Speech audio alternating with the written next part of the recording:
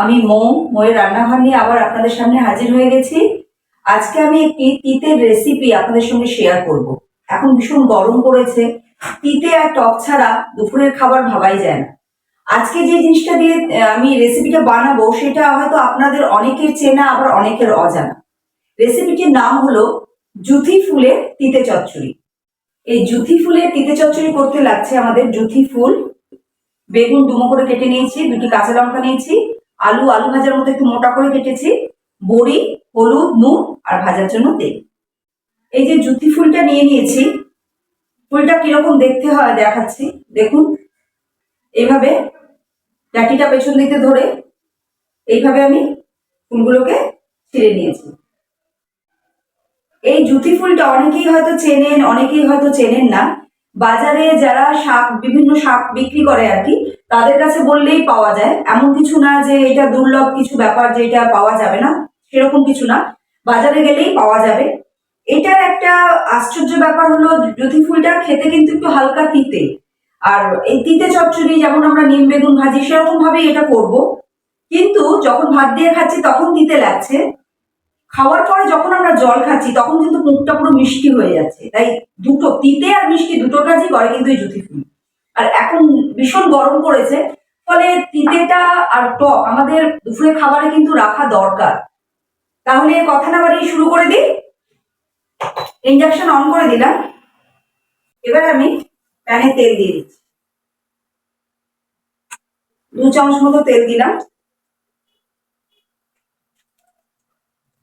তেল গরম হয়ে গেছে, আমি বড়িগুলোকে ভেজে নিচ্ছি।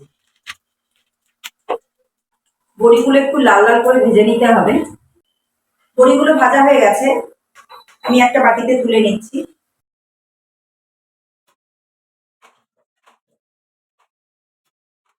এবার একটা বাটিতে আমি এই বেগুনগুলো নুন হলুদ মাখিয়ে ভেজে নেব।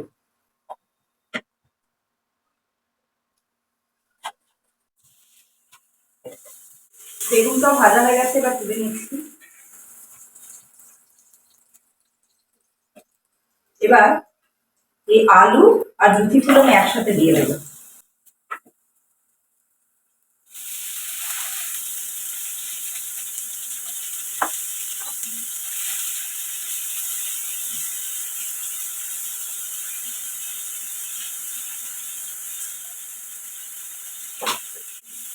এখানে একটু নুন হলুদ দিয়েছি আমি, 2 কাঁচা লঙ্কা এইভাবে একটু ফাটিয়ে দিয়ে দিলাম, একটু ঢাকা দিয়ে দিচ্ছি।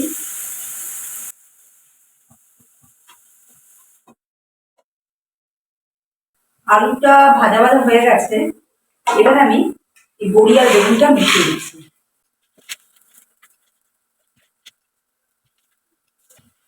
একটু ঢাকা দিয়ে রাখছি।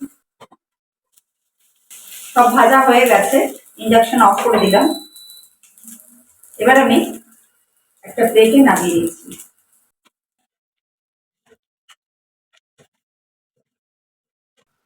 আমাদের জুথি ফুলের তিতে চচ্চড়ি একদম তৈরি।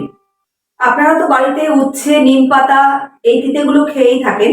একবার এই রেসিপিটা বাড়িতে ট্রাই করুন এবং কমেন্ট বক্সে অবশ্যই আমাকে লিখে জানান যে রেসিপিটা কেমন হয়েছে খেতে। এবার যাবার পালা। যাবার আগে প্রতিবারের মতো আমি একটি গান গিয়ে শেষ করব। আজ আমি শ্রদ্ধেয় অখিল বন্ধু ঘোষের একটি গান গাইছি।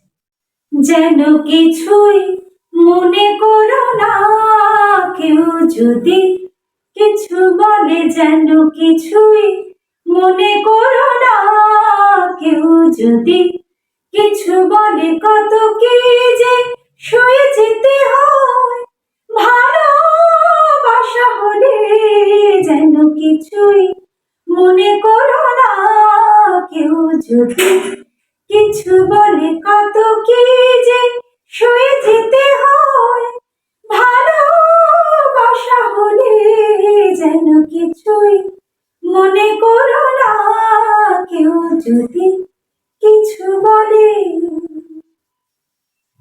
কেউ যদি দেখে ফেলে আসো তুমি এই পথে, তার কোনো কথা শুনে খেবো না গো কোনো মতে। কেউ যদি দেখে ফেলে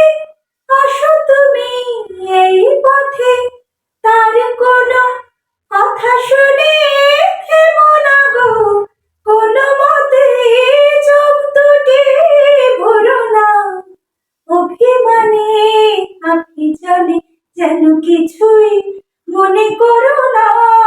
কেউ যদি কিছু বলে কত কি যে সয়ে যেতে হয়। ভালোবাসা হলে যেন কিছুই মনে করো না। কেউ যদি কিছু বলে। নমস্কার।